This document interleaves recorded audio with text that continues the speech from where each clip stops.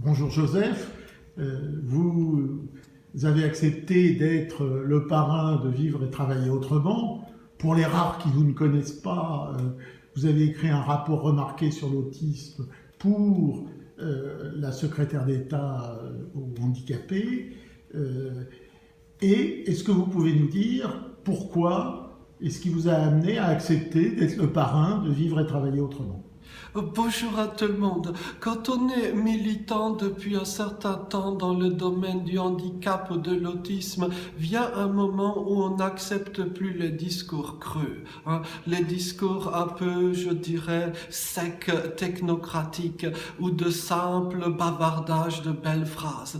Et c'est pour cette raison-là que j'ai été particulièrement frappé, particulièrement touché par le projet qui se déroule chez Andros à Ono. Le fait de constater combien des personnes qui étaient livrées à l'exclusion, qui étaient considérées comme n'ayant aucun avenir, combien ces personnes ont pu apporter à la société, que ce soit la société sur le plan juridique, c'est-à-dire Andros, mais aussi à la société des êtres humains en général. J'ai été très touché de voir notamment que des personnes autistes non-verbales aient pu trouver une place. Très souvent, quand on parle d'autisme, on croit qu'il y aurait des sous-compartiments dans le spectre autistique et que seule une petite catégorie bling-bling de gens autistes pourrait avoir accès à une vie digne. L'expérience et la pratique d'Andros montrent tout à fait le contraire. Et je pense que plus encore que la simple inclusion de telle ou telle personne, l'expérience d'Andros nous donne à repenser totalement notre rapport au monde, notre rapport à la différence.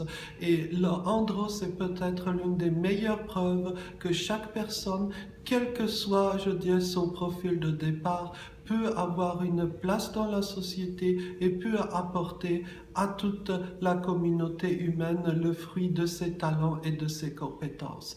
Tout ce que j'espère, c'est que l'expérience d'Ono puisse être dupliquée ailleurs, puisse avoir lieu dans d'autres domaines encore, et que des camarades porteurs d'autisme qui étaient voués à la poubelle puissent montrer au monde l'étendue de leurs compétences et avoir accès donc à une vie digne. Sur le plan personnel, j'ai été également très touché, je pense que je peux le dire, parce que le hasard a fait que je retrouve chez Andros un ancien camarade d'il y a fort longtemps, à savoir Nicolas, et je me souviens des moments de désespoir qui le concernaient lui ainsi que ses parents, où tous se demandaient quel avenir aura-t-il un avenir. J'ai été très touché de voir que la réponse à cette question est tombée et qu'elle est positive.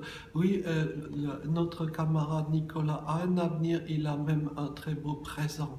Et donc je repense aussi à tous ces camarades qui n'ont pas encore eu cette chance. Je me dis que peut-être avec un peu de bonne volonté, avec un peu de rationalité économique, eh bien les personnes autistes, les personnes différentes peuvent avoir tout à fait une place de choix, une place, je pense, qui donne beaucoup à réfléchir à nous tous.